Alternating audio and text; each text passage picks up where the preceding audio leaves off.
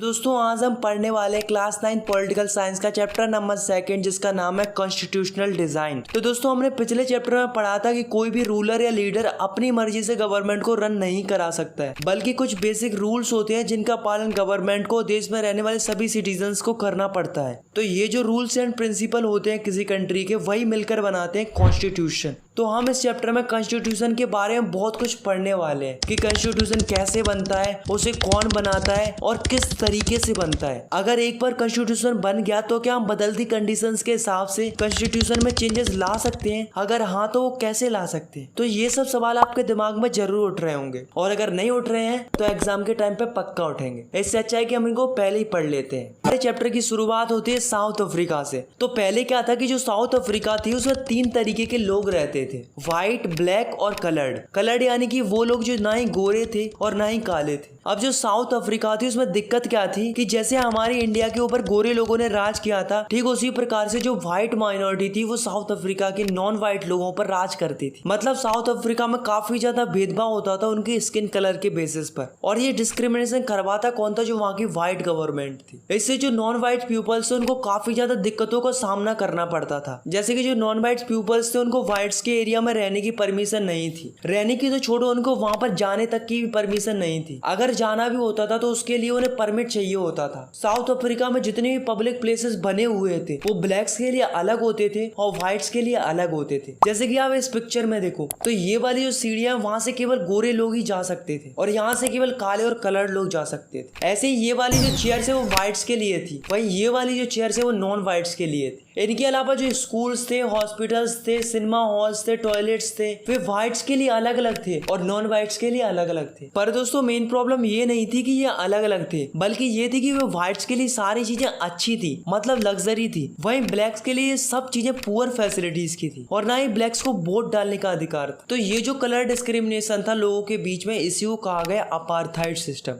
अब जो भी इस अपार्थाइड सिस्टम के खिलाफ होता था उसे मार दिया जाता था या फिर उसे जेल में डाल दिया जाता था। तो जो नेल्सन मंडेला थे उन्हें भी 1964 में जेल भेज दिया था क्योंकि उन्होंने अपार्थाइड सिस्टम के खिलाफ आवाज उठाई थी। तो दोस्तों देखा आपने किस प्रकार व्हाइट लोग ब्लैक्स पर अत्याचार करते थे, लेकिन जो ब्लैक लोग थे उन्होंने हिम्मत नहीं हारी, वे लगातार प्रोटेस्ट करते गए और व्हाइट गवर्नमेंट के खिलाफ अपने अधिकार के लिए लड़ते गए। और इन सबको लीड कर रही थी एक पार्टी जिसका नाम था ANC, यानी कि अफ्रीकन नेशनल कांग्रेस। तो दोस्तों इन सब ने मिलकर कई सालों तक प्रोटेस्ट किया, जिसका रिजल्ट ये निकला कि जो व्हाइट गवर्नमेंट थी उसको झुकना पड़ा, क्योंकि व्हाइट गवर्नमेंट को अंदाजा लग चुका था कि जो ब्लैक्स है वो हमारे कंट्रोल से बाहर है। तो व्हाइट गवर्नमेंट ने क्या किया कि जितने भी डिस्क्रिमिनेटरी लॉज थे उनको हटा दिया और जो ब्लैक्स की पॉलिटिकल पार्टीज पर बैन लगाया हुआ था उसे भी हटा दिया। अब जो नेल्सन मंडेला थे वो 28 साल बाद जेल से बाहर आए और फाइनली 26 अप्रैल 1994 को साउथ अफ्रीका को आजादी मिल गई इस अपार्थाइड सिस्टम से। और जो नेल्सन मंडेला थे वो वहां के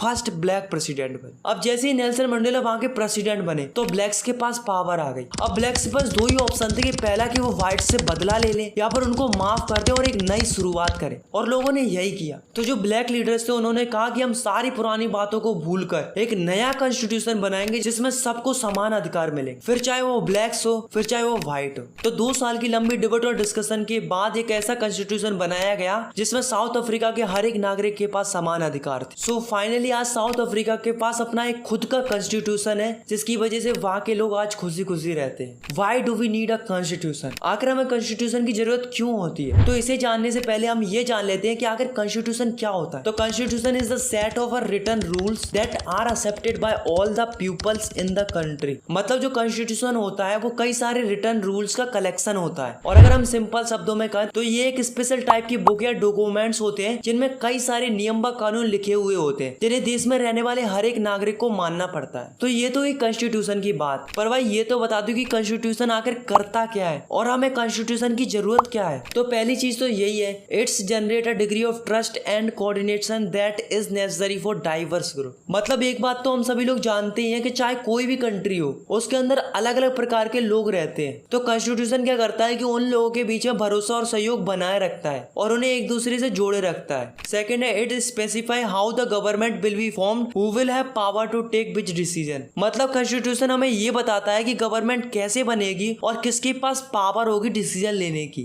थर्ड है it lays down limit on the power of the constitution and tells us what the rights of the citizens are. मतलब जो कॉन्स्टिट्यूशन है वो लोगों के अधिकार बताता है और गवर्नमेंट्स की क्या लिमिट्स हैं ये भी बताता है। और लास्ट है it express the aspiration of the people about creating a good society. तो जो कॉन्स्टिट्यूशन है वो ये भी बताता है कि लोगों की क्या एस्पिरेशन है और हम किस प्रकार की सोसाइटी चाहते हैं। Making of Indian constitution. तो दोस्तों ऐसा नहीं है कि जो हमारी इंडिया है उसका कॉन्स्टिट्यूशन आसानी से बन गया हो, बल्कि जो हमारी इंडिया है उसे भी साउथ अफ्रीका की तरह काफी ज्यादा स्ट्रगल करना पड़ा था और कई सारी प्रॉब्लम्स का सामना करना पड़ा था कॉन्स्टिट्यूशन बनाने के लिए। तो पहली प्रॉब्लम तो यही थी कि जो हमारी इंडिया है वो एक डाइवर्स ग्रुप ऑफ पॉपुलेशन वाली एक बड़ी कंट्री है। मतलब हमारी इंडिया के अंदर अलग अलग प्रकार के लोग रहते थे जिनकी अलग अलग प्रकार की सोच थी। ऐसे में हमें सब लोगों को ध्यान में रखकर एक ऐसा कॉन्स्टिट्यूशन बनाना था जिससे सब सहमत हो और जिसे सब लोग एक्सेप्ट करने के लिए तैयार हो। दूसरी प्रॉब्लम ये थी कि जब हमारा कॉन्स्टिट्यूशन बन रहा था उस समय हमारी इंडिया के अंदर अलग अलग रिलीजन्स के बीच में काफी ट्रॉमेटिक कंडीशंस थी। लोग आपस में बटे हुए थे धर्म के आधार पर, इनके बीच में टेंशन का इशू बना रहता था। तो अब समस्या ये थी कि हमें एक ऐसा कॉन्स्टिट्यूशन बनाना था जिसमें कोई भी धर्म निराश ना हो और इंडिया के अंदर जितने भी रिलीजन्स है उनको समान अधिकार मिले। थर्ड प्रॉब्लम ये थी कि जो ब्रिटिशर्स थे उन्होंने रूलर्स पर ही छोड़ दिया था कि तुम पाकिस्तान को ज्वाइन कर लो या फिर इंडिया को या फिर अपनी एक खुद की एक अलग कंट्री बना लो। जिससे क्या हुआ कि हमें रूलर्स को मनाना पड़ा ताकि वे इंडिया को ज्वाइन कर ले। तो ये तो हुई उन प्रॉब्लम्स की बात जिन्हें हमने कॉन्स्टिट्यूशन बनाते समय फेस किया था। तो अब अपन बात करते हैं कि आखिर इंडिया का कॉन्स्टिट्यूशन बना कैसे था। अब दोस्तों जो लोग कॉन्स्टिट्यूशन बना रहे थे उन्हें पहले से ही आइडिया था कि हमारी इंडिया के लिए किस तरीके का कॉन्स्टिट्यूशन बेस्ट रहेगा, क्योंकि उन्होंने वो सारी सिचुएशंस को देखा था जब हमारी इंडिया ब्रिटिशर्स की गुलाम थी। जब हमारा देश आजाद नहीं हुआ था तो मोतीलाल नेहरू और 8 कांग्रेस लीडर्स ने मिलकर 1928 को पहले एक ड्राफ्ट कॉन्स्टिट्यूशन तैयार कर लिया था जिसमें सिटीजन्स के सारे राइट्स को इंक्लूड किया गया था। अब दोस्तों जब हमारा देश अंग्रेजों का गुलाम था तब इंडिया के कुछ लोगों के पास वोटिंग राइट्स थे जिससे उन्हें पता था कि ब्रिटिश गवर्नमेंट कैसे चलती थी। तो उनके इस एक्सपीरियंस से हमें काफी ज्यादा हेल्प मिली थी जब हमारी इंडिया का कॉन्स्टिट्यूशन बन रहा था। इसके अलावा हमारी इंडिया ने अपने कॉन्स्टिट्यूशन के अंदर ब्रिटिश गवर्नमेंट की कई सारी अच्छी चीजों को अडॉप्ट किया था, जैसे कि the government of India act 1935। तो जो हमारा कॉन्स्टिट्यूशन था वो ऐसे ही नहीं बन गया था, बल्कि जो हमारे कॉन्स्टिट्यूशन मेकर्स थे उन्होंने काफी ज्यादा स्टडी की थी अलग अलग देशों के कॉन्स्टिट्यूशंस की, ताकि भी हमारी इंडिया के लिए एक अच्छा कॉन्स्टिट्यूशन बना सके।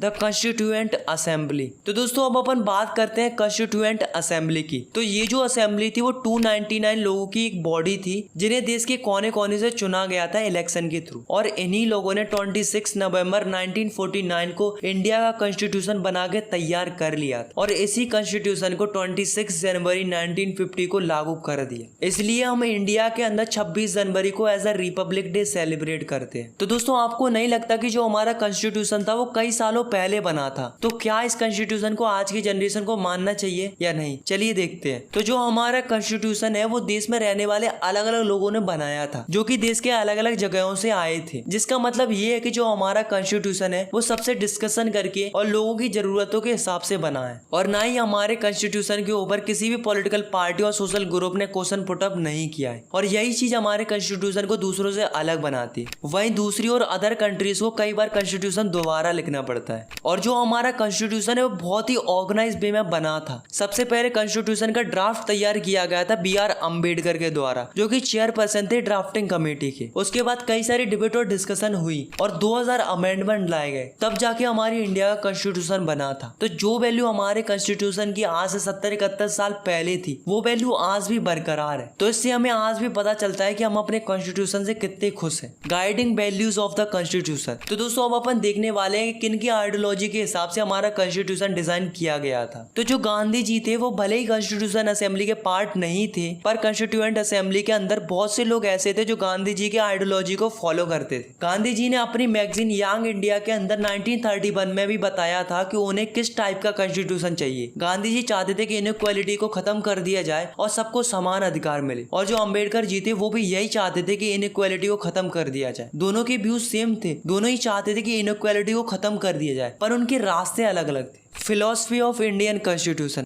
अगर हमें इंडियन कॉन्स्टिट्यूशन की पूरी फिलॉसफी को समझना है तो उससे पहले हमें समझना होगा कि प्रीएम्बल क्या होता है। तो जो प्रीएम्बल है वो एक टाइप से समरी है, यहाँ पर अपन कह सकते हैं कि एक टाइप का इंट्रोडक्शन है पूरे कॉन्स्टिट्यूशन का। अगर हमने प्रीएम्बल को समझ लिया तो हम समझ जाएंगे कि हमारे कॉन्स्टिट्यूशन के अंदर क्या है और कॉन्स्टिट्यूशन किस आधार पर बना है। तो चलिए देखते हैं कि अगर प्रीएम्बल में लिखा क्या है। तो ये कुछ इंपॉर्टेंट वर्ड्स है जो कि प्रीएम्बल के अंदर लिखे हुए। चलिए इनका मतलब समझते हैं। फर्स्ट है we the people of India. इसका मतलब होता है कि जो हमारा कॉन्स्टिट्यूशन है वो हमने अपने रिप्रेजेंटेटिव्स के थ्रू बनवाया है, ये हमें किसी कंट्री ने या राजा ने नहीं दिया है। सेकंड है सोवरी। इसका मतलब होता है कि जो हमारी इंडिया है वो खुद से डिसीजन ले सकती है, चाहे वो इंटरनल डिसीजन हो चाहे वो एक्सटर्नल डिसीजन हो। थर्ड है सोशलिस्ट। सोशलिस्ट का मतलब होता है कि जो हमारी वेल्थ है वो सारी सोसाइटी मिलकर जनरेट करती है, तो इसका डिस्ट्रीब्यूशन भी इक्वली होना चाहिए। गवर्नमेंट ओनरशिप की लैंड को रेगुलेट करेगी जिससे जो सोशल एंड इकोनॉमिकल इनइक्वालिटी है लोगों के बीच में वो कम हो। फोर्थ है सेकुलर। सेकुलर का मतलब है कि जो हमारी इंडिया है उसमें कोई भी सिटीजन कोई भी रिलीजन फॉलो कर सकता है, हमारे लिए सारे रिलीजन समान है।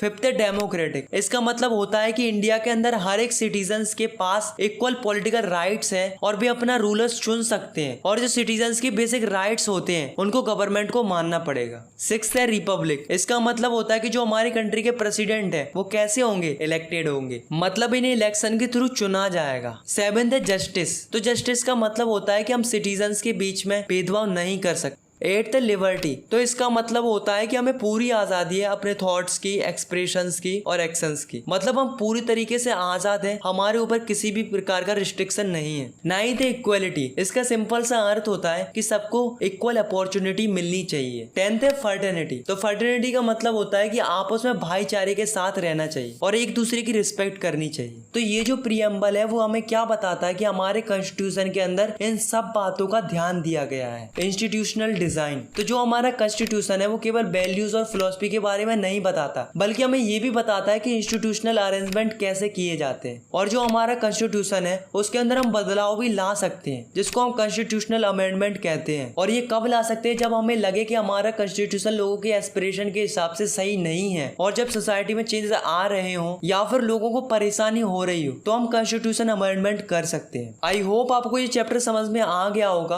अगर आपको ये वीडियो पसंद आई तो यार वीडियो को लाइक करो और चैनल को सब्सक्राइब करो ऐसी क्लास 9 की और भी वीडियोस देखने के लिए। Thanks for watching, take care.